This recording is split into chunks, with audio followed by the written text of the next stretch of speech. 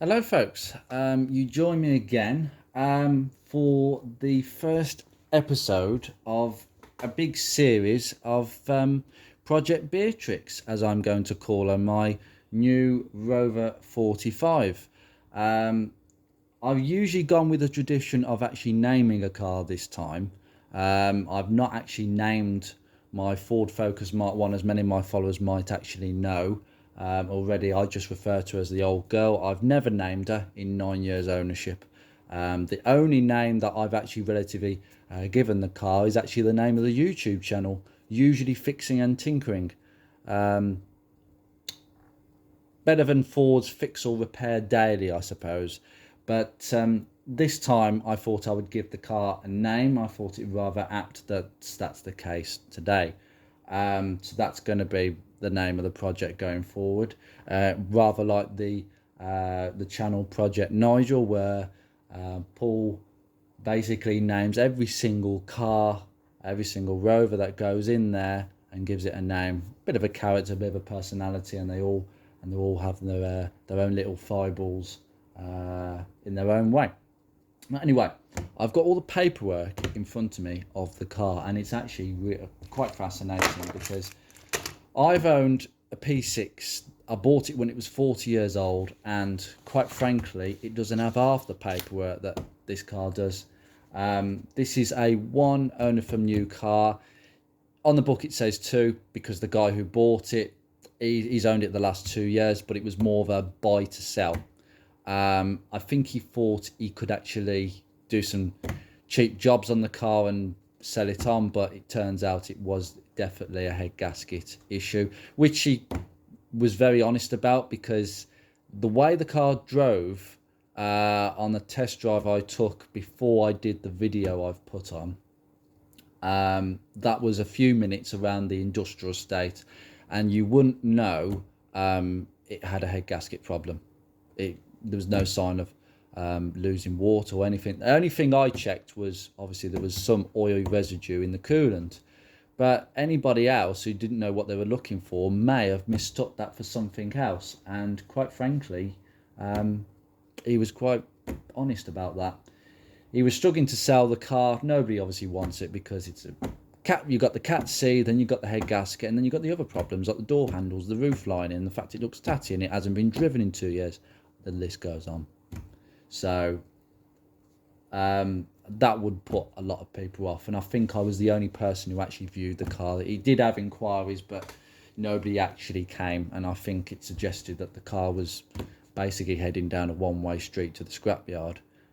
That's what he told me. He was going to shortly scrap it or break it for spares. So Scrapyard Survivor is probably a very good title for the car, if I can actually save it, which I have no doubt that I can.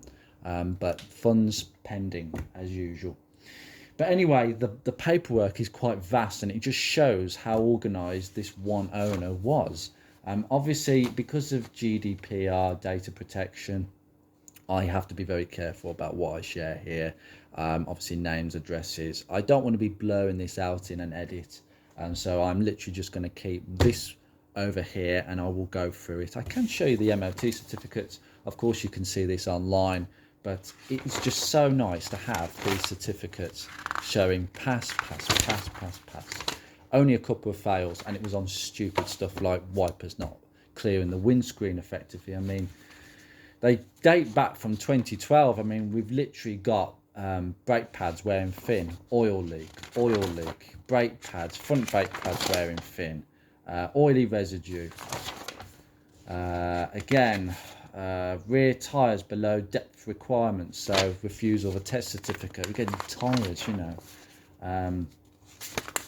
But it just shows you there's just really little to talk about. There was one here where it mentioned about CV boots being deteriorated but not preventing the ingress, so we're talking about cracks in the rubber.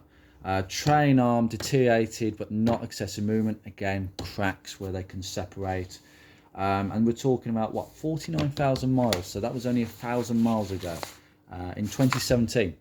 So this owner virtually stopped using the car around 2018. The mileage just dropped off the face of the earth. I mean, it wasn't high miles anyway, but there was literally about 1,000 miles in the last 4 years. I'm sorry about the camera, it just auto phases in a little bit.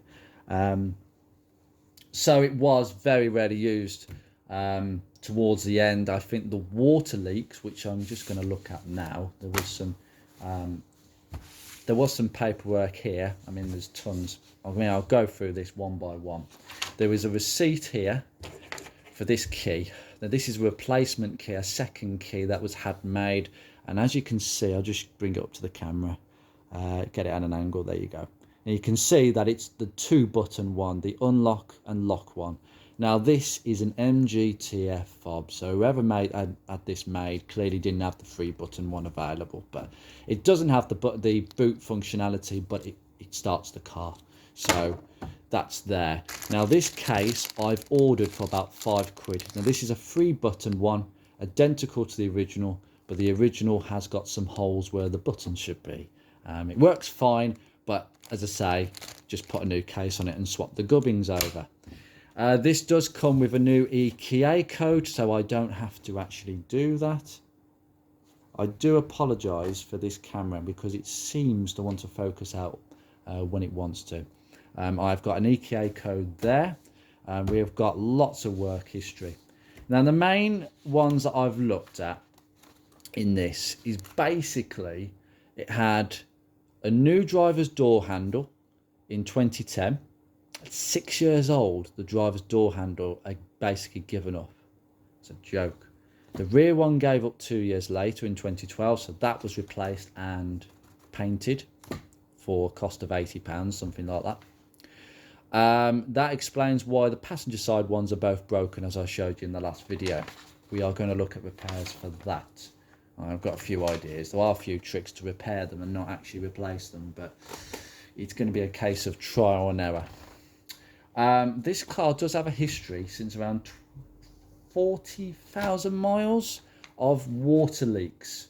So they've done some pressure tests, visual checks for leaks, checking for head gasket faults, none found. So there might have been water pump or something else leaking, but this head gasket may have been going slowly by the look of it.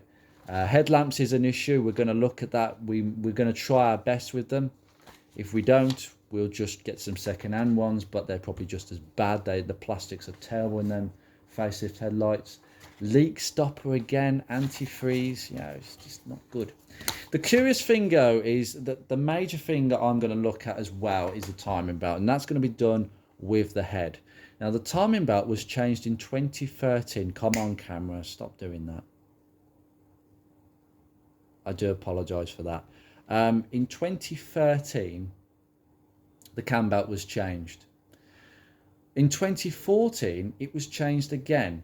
Now, I'm not sure why that is, to be honest with you. It could have been the original belt wasn't fitted properly, or there was a manufacturing fault. Something went wrong. Maybe the tensioner was poor and it had to be retensioned, and they thought, well, we'll get a kit. It was a completely different garage. Excuse me, guys. I'm just going to move this back. That's better. It just keeps on auto-focusing out. I think it was a completely different garage according to this. So, so it looks like a different garage may have just said, let's just replace the whole thing. Again, they probably had the customer on. She was an old lady from the sounds of it, and when she sold the car, she was in poor health. I believed the car was based down in Evesham, Worcester, for most of its life with this little old lady. But yeah, that's the main findings. Apart from suspension, nothing's really been done, but tyres have been changed about 7 years ago. Again, they're going to need changing, but I'm hoping to get 12 months out of them before I change them. I've driven on 9-year-old tyres that looked okay. As long as there's no bulges and they're pressured, they're okay. I think the main thing with older tyres and blowouts associated with older tyres is uninflated tyres and bulges that people haven't spotted in the walls. But that is really it. This is amazing amount of paperwork, and it just shows that this car has been loved. It has had repairs done when it has needed, and whether it's tyres, wiper blades, anything like that, it's had done. Cam belts, fine. So that leaves a very good basis of a very good car, which is relatively solid from what I've seen. I can't imagine finding much. If it is, it might be the odd tiny patch, but even then I couldn't see anything. So we're going to end the video here. The next video will be on driveway, assessing the car, to see basically what needs to be done, what's broken, so I can outline a plan going forward. And then I think we could just get cracking, to be honest. The videos will be staggered. I will be uploading them and staggering them alongside the work. So I might upload a video and it'll be about 4 days after I actually did it, but that's usual with YouTube. But the first job I have in mind straight away is to disconnect that battery and just test it, find out if it's absolutely rubbish, because my battery tester will tell me, and if it is rubbish, I'll throw it in the bin. The battery can be thrown in the bin, and then we can start draining oils, draining the coolant. I will probably drain the gearbox fluid, because the gearbox fluid is not good, and the CVTs really do rely on that. And it is probably the original fluid, being 50,000 miles. They say change it every 37 or something, so I'll get the correct fluid for that.